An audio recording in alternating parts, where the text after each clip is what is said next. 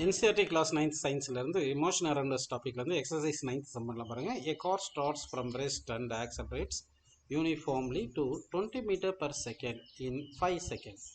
It then travels at 20 meter per second for 10 seconds and finally applies the brake.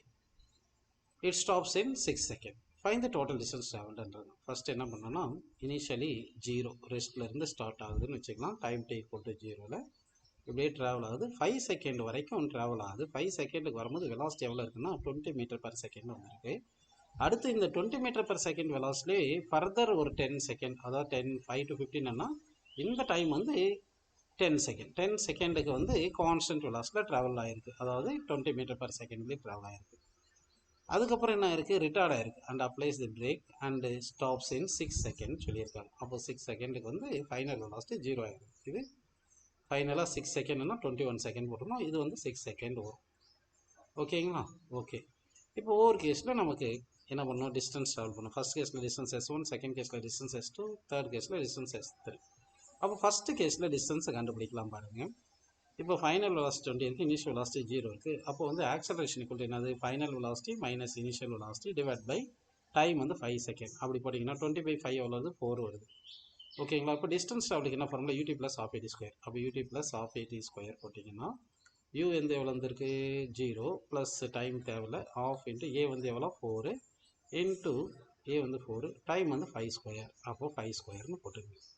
இப்போ 2ம் 4ம் cancel பண்ணால் இங்கே 2 இருக்குது. இந்த 5 ஸ்கொயர் 25, 25 இன்ட்டு 2 50. அப்போ S1 வந்து 50 மீட்டர் ட்ராவல் பண்ணியிருப்போம். அப்போ S1 வந்து 50 மீட்டர் ட்ராவல் பண்ணியிருக்கு அப்படின்னு எடுத்துக்கலாம் ஆன்சர். S2 வந்து கான்ஸ்டன்ட் வெலாசிட்டி பண்ணனால வெலாசிட்டி இன்ட்டு டைம் போட்டுக்கலாம். ப்ளஸ் ½ AT ஸ்கொயர் போட தேவையில்லை, ஏன்னா ஆக்சலரேஷன் 0.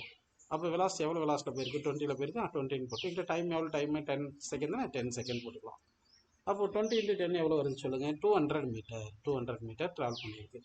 அப்போ S2 டிஸ்டன்ஸ் ட்ராவல் பண்ணது 200 மீட்டர் அப்படின்னு எடுத்துக்கலாம். இப்போ S3 கண்டுபிடிக்கணும். இங்கே ஆக்சலரேஷன் கண்டுபிடிக்கிறதுக்கு V - U/Tன்னு போடணும். V எவ்வளோ 0, மைனஸ் U எவ்வளோ 20 டிவைட் பை U வந்து 20. கரெக்டாக டைம் வந்து எவ்வளோ 6 செகண்ட் போட்டோம்னா அப்போ என்ன வருது, 20/6 வந்து -10/3ன்னு எடுத்துக்கலாம்.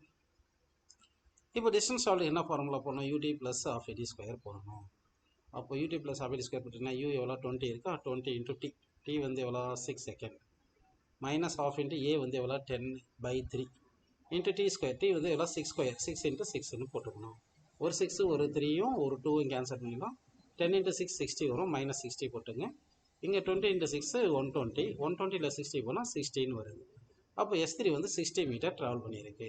இப்போ நமக்கு டோட்டல் டிஸ்டன்ஸ் ட்ராவல் தானே வேணும். அப்போ S1 + S2 + S3ன்னு போடணும். அப்போ S1 எவ்வளோ சொல்லுங்கள், S1 வந்து 50, S2 எவ்வளோ 200, S3 எவ்வளோ 60. ஆக மொத்தம் எல்லாத்தையும் கூட்டினா என்ன வருது, 310 மீட்டர் கிடைக்குது.